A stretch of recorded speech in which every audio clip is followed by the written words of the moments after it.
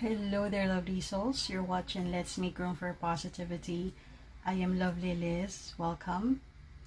Bago nyo po panoorin tong video na to, make sure na handa kayo sa mga bagong impormasyon na maririnig nyo. Kaya meron po tayong disclaimer to please be open. However, if you feel that you're not yet ready for any new information or change, you may skip because this video is not for you. However, you're free to come back whenever you're ready. There are some comments correcting me. Hindi ko sasabihin na tama ako at mali sila or tama sila at ako yung mali. If that is the information that they know, I won't argue with that. Ang masasabi ko lang, kung may mali man ako na nai-content, I will apologize and will correct them immediately. But I stand for what I've already said. That's what I've learned. That's the truth that I discovered in this journey. Personally, I encourage all of you, yung mga bumabalik sa page para mag-contradict sa mga posts ko. If you have a message or information that you want people to know, you are free to make your own video. We all have free will. I'll use this as an opportunity to explain further these things para mas maunawaan bakit ko nga ba sinabi ang mga sinabi ko sa mga past videos. Unahin natin yung kay Mother Gaia. Someone said that sa comment na Mother Gaia is planet Mars and also a guardian of Earth. If that is your belief or if that is the information that you learn, I truly respect that. I want to thank you for reminding me about this kasi marami pa pala ang hindi nakakakilala kay Mother Gaia. Sa spiritual community kasi mas sanay na kami na tawagin si Mother Earth na Mother Gaia. Ito, I have a short story. Hindi na mabilang na taon, si Mother Earth ay isa ng 5D or 5th dimensional planet. So matagal na siyang 5th dimensional. At ang tawag sa kanya ay Tara. Pero 840,000 years ago, the fall of Tara happened. So from 5D, bumagsak siya sa 3rd dimension.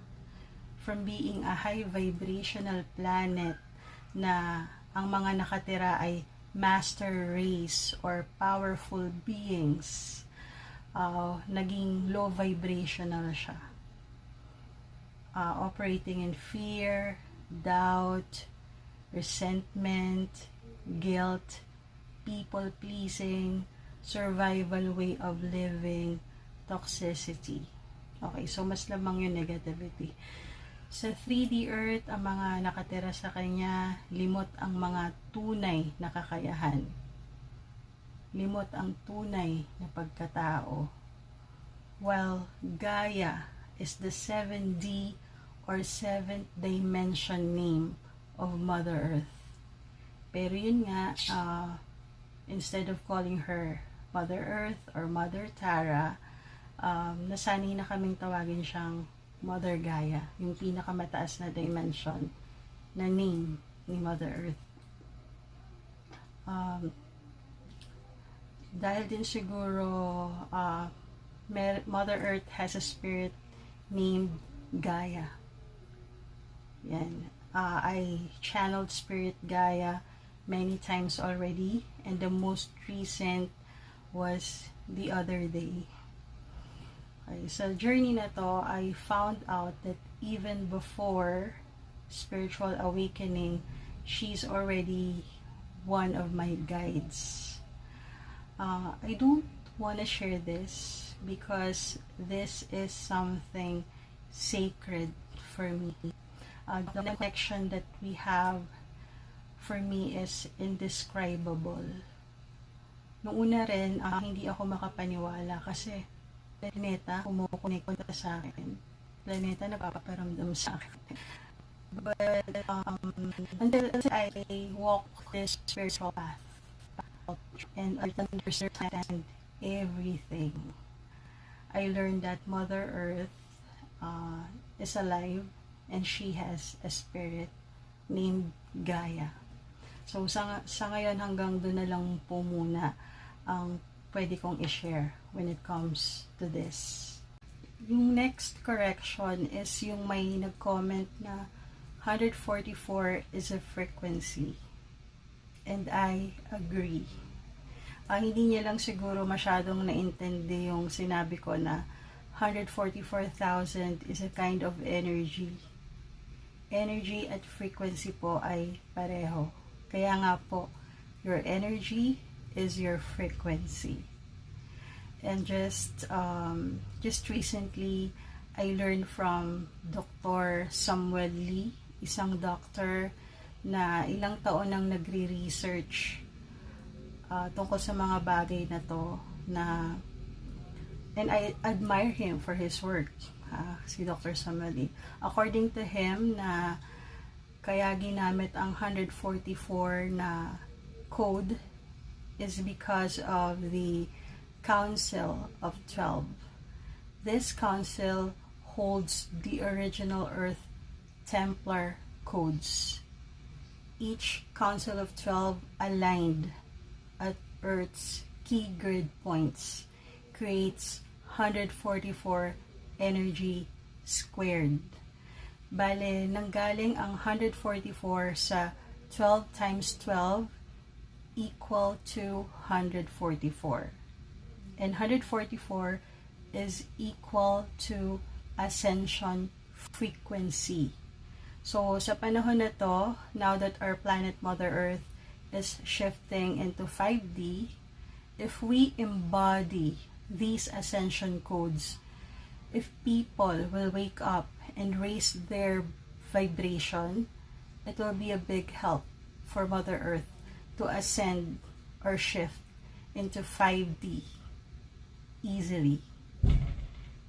Then, I also heard about 144,000 the chosen ones sa mga spiritual beings. Sa community kasi, we talk about it casually. We talk about powers, spiritual gifts, psychic abilities in a very casual way. Hindi na po kami nagugulat sa mga ganito. Kasi yung mga kamangha-mangha, yun po talaga ang totoong normal. Kahit mga bago pa sa pandinig namin yung mga information or kaalaman at experiences na sinishare sa community, we never judge, we never give opinion, wala pong judgment sa community. That's why I love to be in that community. We respect one another. We don't argue. What we do, we observe, we discern, we follow our hearts. Then, if we're not resonating or if we can't relate with someone's experience or belief, we just respect. We all understand that all of us have different blueprint. Pwedeng itong impormasyon na to maaga niyang nalaman, kami hindi pa, or pwedeng ako may nalaman ako tapos sila hindi pa nila alam. Ganon, may kanya-kanyang timeline, may kanya-kanyang blueprint. Yan, kaya hindi kami basta-basta nang huhusga. Sa spiritual community din, we are already get used to living a mystical or magical life every day. Kaya nagulat ako na ganun ang naging reaksyon ng karamihan sa video ng 144,000 The Chosen Ones. Bago ako.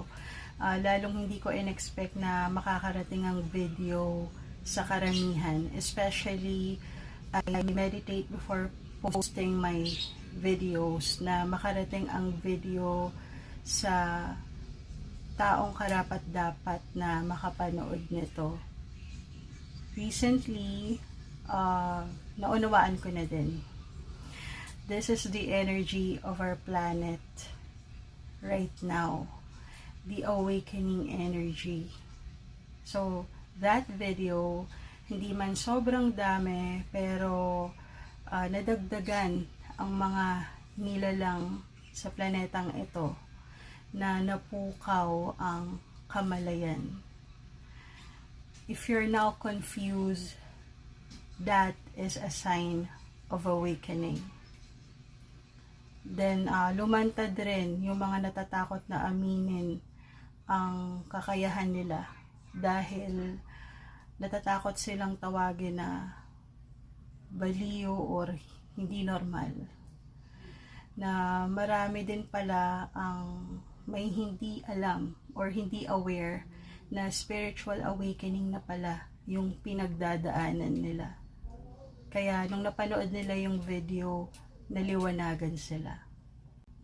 And finally, those who are saying na against kay Jesus yung ginagawa ko, na si Jesus lang ang chosen one, I truly respect that.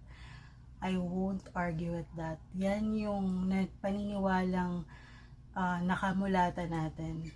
At ito naman po yung explanation bakit ko nasabi yung mga bagay na yan. Master Yeshua or Jesus Christ, this was his mission when he was on earth.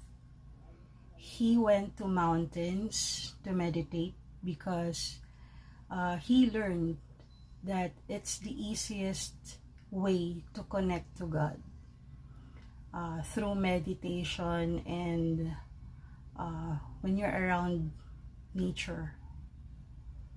Mahabang salaysay po kasi to. Mahabang storya to. Pero paiikliin ko na lang. After discovering a lot of things, he came to people and told them that we don't need a middle person to connect to God. We are powerful beings. God is within us, not outside of us, because we all have the pieces of God. We all have inner Christos or Christ consciousness within us that we need to activate, na pwedeng mas higit pa ang kakayahan natin kaysa sa Kanya, na hindi naman nagustuhan ng mga pare noong panahon na yon. Kaya siya pinarusahan. Hindi dahil sa hinugasan niya ang ating mga kasalanan. Sa spirituality, the God that now I know, hindi niya tayo tinitignan as sinners. God loves us unconditionally.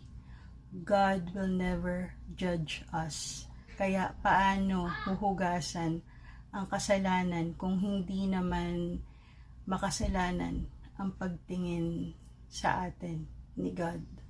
Then later on, they used the story of Jesus Christ as an advantage. They have used Jesus Christ in their story to have power and conquer the world with religion. I know this is something na marami na naman ang sasalungat. I understand that this is one of the painful truths na madidiscover nyo once you wake up. Na yung kinalakihan natin na paniniwala, marami ang hindi totoo. Ako, I was so religious and I was really hurt. Pakiramdam ko, nasa dilim ako when I learned all about these things. I was so confused. Ang sakit na ang dami palang hindi totoo sa kinalakihan kong paniniwala. But I listen to my heart and connect to my inner self. Doon nagsimulang mag-unfold ang bagong katotohanan sa akin. I have nothing against religion, personally. Diyan din ako nanggaling eh. Pero sino nga ba ang nagtatag ng relihiyon? This is not a secret anymore na ginamit talaga siya sa pananakop. Alam naman natin lahat yan. Pero natakot tayong matawag na makasalanan. Kaya tinanggap na lang natin ang lahat. Nagamit ang relihiyon sa personal na hangarin. Alam nating lahat yan. Anong magagawa natin? Yan na yung kinamulatan natin. Hindi naman natin ginusto yan. Ito lang, clarification. I will never ask you to live your religion. If you feel that purity, that oneness, that divinity with the religion that you have, go on. Pagpatuloy mo lang yan. However, if you feel something's missing and you need to find out what it is, discernment is much needed. Your heart is the key. It will lead you to the truth. Do your own research if you want to. Listen to your heart. Bago tayo mag-react, bago kayo magalit sa akin. And I am not forcing you to believe me. You may skip the video. You have free will. Okay. Master Yeshua, or we all know as Jesus Christ, even came to Earth in November last year to put a golden thread around planet Earth to help Mother Earth in her ascension. That's how he loves Mother Earth. He also visited some awakened psychic mediums during that time. How did I know? We shared same experience after that happened. We felt his energy. This is also sacred for me that I really don't want to share, but I have to, because I want you to know the truth, that they are not hard to reach. The divine source, our God, si Master Yeshua and other ascended masters, archangels, guardian angels, ancient gods and goddesses, you can call them. Just say the name. They will really come. Simply because we are one of them. We are one. We are all connected. We are spirits having human experience. We are spirits in or outside this body. Our body is our avatar, or others call this body our temple. Hindi mo kailangan maging perpekto, maging banal. Basta alam nila na puro ang puso mo, puro ang intention mo sa pagtawag sa kanila, ipaparamdam nila sa'yo ang presence nila. Na darating sila kung tatawagin natin. Okay. My advice to those who are experiencing spiritual awakening, every day, do some spiritual hygiene. Hindi lang po bahay or physical body natin ang dapat linisin.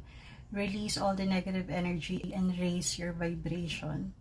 Meditate, do deep breath exercises, set an intention. Malaking tulong po yan sa spirit at energy natin. And you will start to live a mystical life. Magic, miracles are normal. It's not to see is to believe anymore. this time, you have to believe first to see.